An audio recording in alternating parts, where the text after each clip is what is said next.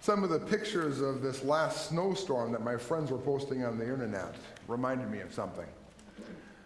About 12 years ago, I was serving a parish in North Dakota, and I needed some help. Wendy and I were on the road. We'd gone to visit some friends in another part of the state, and when we started home, it was getting late. Now, as we were leaving town, we came up to the highway at an angle. And normally that wouldn't have been a problem, but that night it was. It was a terrible storm. The crossing to the northbound lane was completely drifted over, so we couldn't tell where the road was and where the ditch was. And with that angle, we had no idea where the crossing was. So we took our best guess. Now, you know that feeling you get when you realize you've just made a terrible mistake? Yeah, we missed. And we missed good. We drove straight into that ditch and we were stuck. And after pushing it and rocking it and pushing it some more, this fear started to well up in me. We're in the middle of a blizzard out here. You can't see anything and the wind chill's ridiculous. Who's going to stop and help us in conditions like this? But you know, someone did stop and help. In fact, a lot of people stopped to help. We couldn't believe it, but no less than 15 people stopped that night. Most helped to push, but our van wasn't going anywhere like that. A couple people offered the use of their cell phones to call for help, or a couple went and got help. One guy even came with a shovel, and without saying a word, started right in digging around the van and underneath the van. And finally, a guy came with a truck and a tow rope and pulled us out. And just like that, they scattered and didn't even wait for a thank you. I couldn't believe that all those people got out in the cold and the wind and the snow to help a complete stranger. When we finally got back on the road that night, I thank God for them, because what they did was so much more than I expected that night or even hoped for. I'm not sure, I don't know for sure why any of those people did what they did. But I imagine that most of them didn't really give it a second thought. It just felt like the right thing to do. And I think we can say the same thing for Mary in today's gospel. When she used that expensive perfume to anoint Jesus' feet, she didn't give it a second thought. She couldn't have. She'd been saving that perfume. She was keeping it for his burial. And it was a sacrifice to even keep it, because it was worth 300 denarii. For a common laborer, that was more than an entire year's wages. And how much can you save when you live from payday to payday? But she had saved it. And an entire year's wages, in today's money, that amounts to about $20,000. That perfume was probably the most expensive and the most precious thing that she had ever owned. And she spent it all on Jesus. She didn't have any symbolic or theological reason in mind. She couldn't have known that this would be the last time she would see Jesus alive before the cross. She didn't know that when she anointed his feet, it anticipated his death.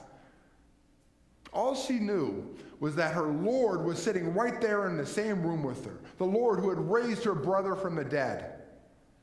And the love and gratitude in her heart spilled over. She had to do something for him. But what could she use? Water wasn't good enough. Only the most precious thing she had was good enough. She wasn't thinking. She used the whole pound.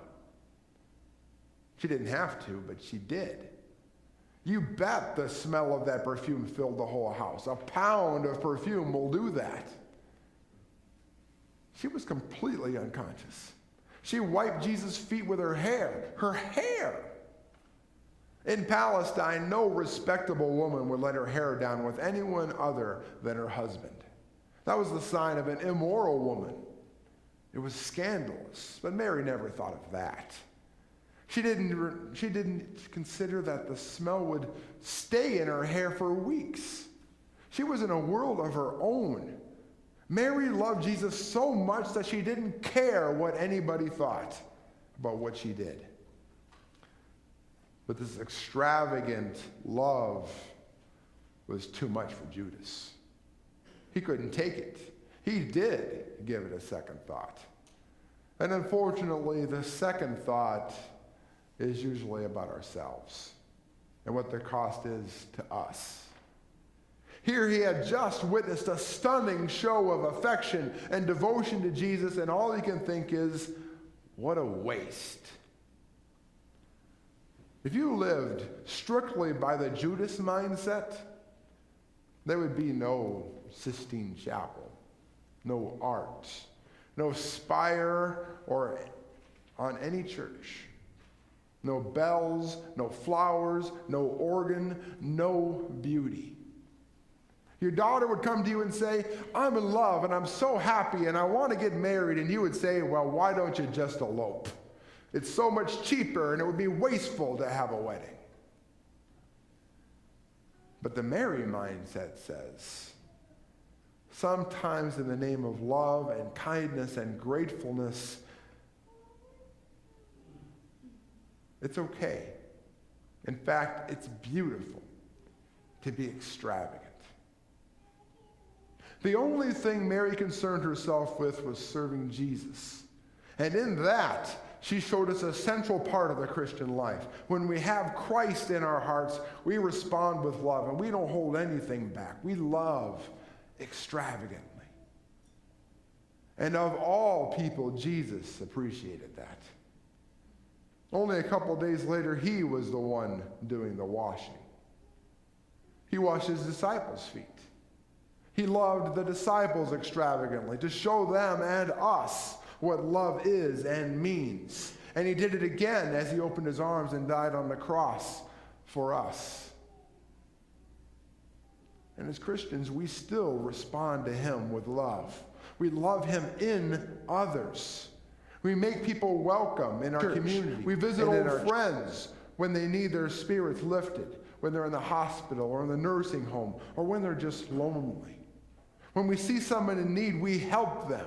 We give. We give food and clothing and money and whatever else we see that we need. And we don't hold back. We don't think about it. We just do it because it feels right. It's the right thing to do.